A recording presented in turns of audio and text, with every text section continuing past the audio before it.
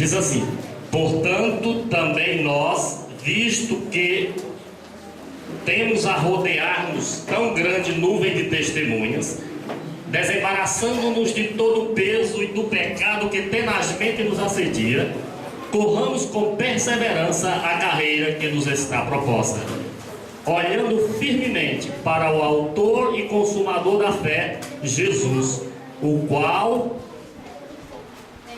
a qual em troca da alegria que lhe estava proposta, suportou a cruz, não fazendo caso da ignomínia, e está sentado à destra do trono de Deus. Considerai, pois, atentamente aquele que suportou tamanha oposição dos pecadores contra si mesmo, para que não vos fatigueis, desmaiando em vossas almas. Amém. Podem sentar. Quando eu cheguei aqui, já chegamos um pouco atrasado, teve um problema no carro. Eu estava olhando nos uniformes dos membros da igreja, do pessoal da igreja, uma frase bem interessante, né? De que não adianta, né, correr se está correndo na direção errada, né? E o texto que nós lemos, ele fala realmente de carreira, né? A carreira da fé. O texto nos informa que havia na igreja composta pelos hebreus, os destinatários da carta, havia um certo relaxo, havia uma certa negligência com relação à carreira da fé. O apóstolo São Paulo diz mais atrás, nos capítulos anteriores, ele diz que havia alguns que ainda, decorrido tantos anos, ainda eram bebês, ainda eram infantes, ou seja, ainda não tinham sido aprovados por Deus, ainda não tinham dado um bom testemunho, porque estavam vagarosos, estavam negligentes. E realmente Deus chamou o seu povo para que o seu povo caminhasse, mas para que o seu povo caminhasse sabendo para onde estava caminhando. A Bíblia nos mostra desde o início que foi da preocupação de Deus que o seu povo soubesse para onde estava indo. Muitas vezes isso se dava de maneira figurada, de maneira simbólica, mas a verdade é que aqueles que se propuseram a andar com Deus sempre tiveram a direção certa. E nós encontramos na leitura que fizemos um portanto.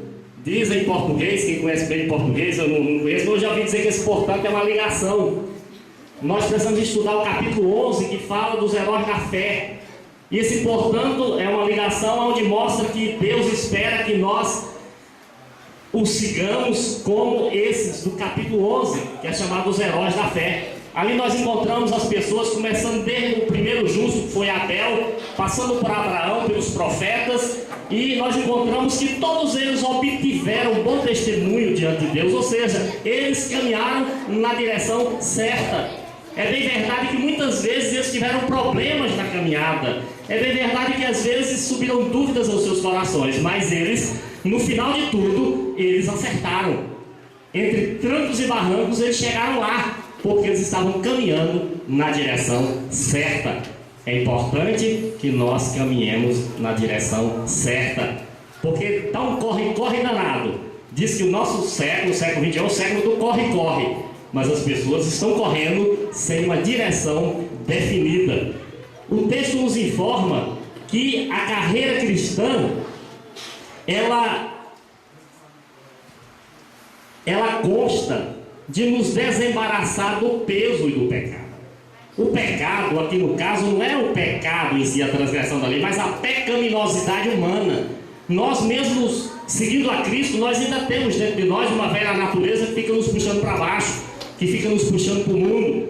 E é essa palavra aqui, pecado, na verdade é pecaminosidade. E como ela nos atrapalha, como ela nos impede, como ela nos atravanca os pés, as canelas, as pernas, né? E aí fala de embaraço. Muitas vezes o povo de Deus se embaraça.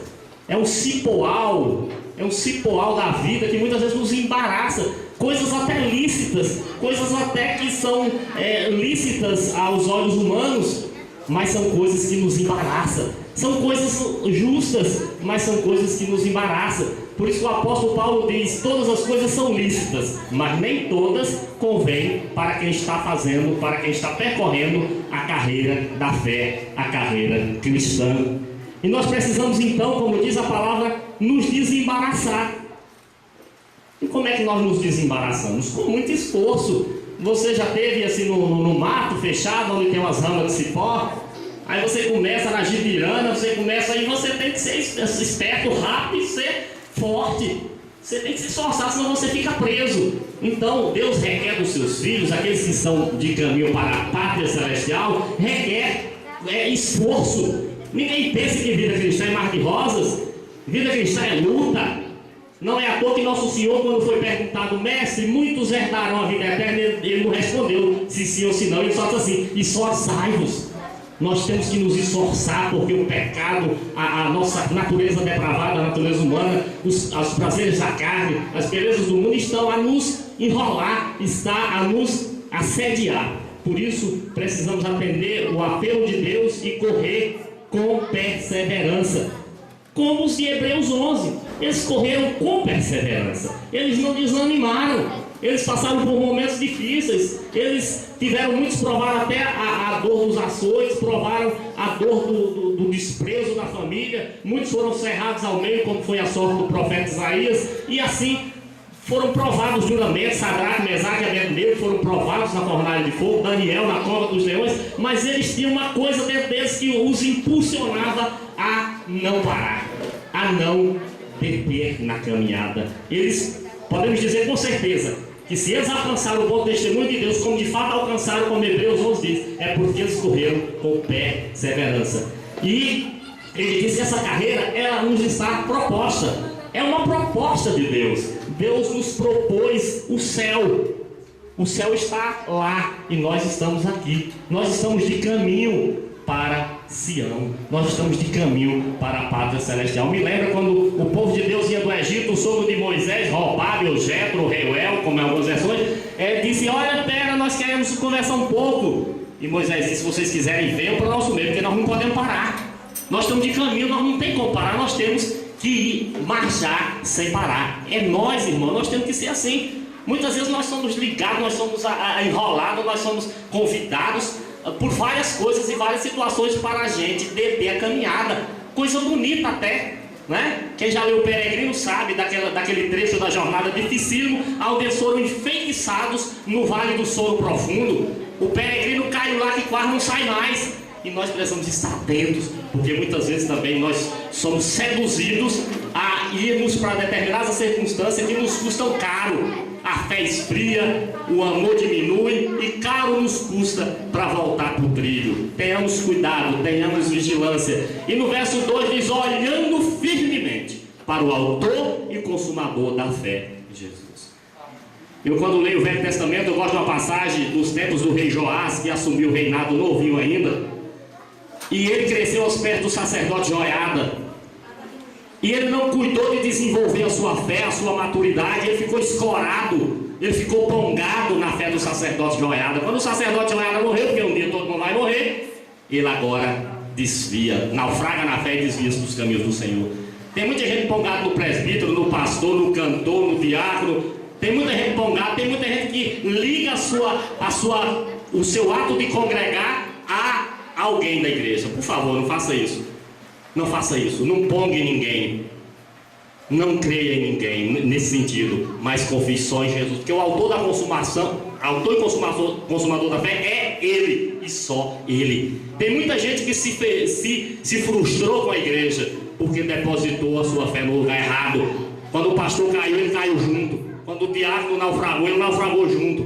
Por isso Deus nos chama para nós olharmos firmemente. Não é um olhar meio vacilante, é um olhar firme, com os olhos fitos, como Abraão, como Isaac, como Jacó, como todos os heróis do capítulo 11 de Hebreus.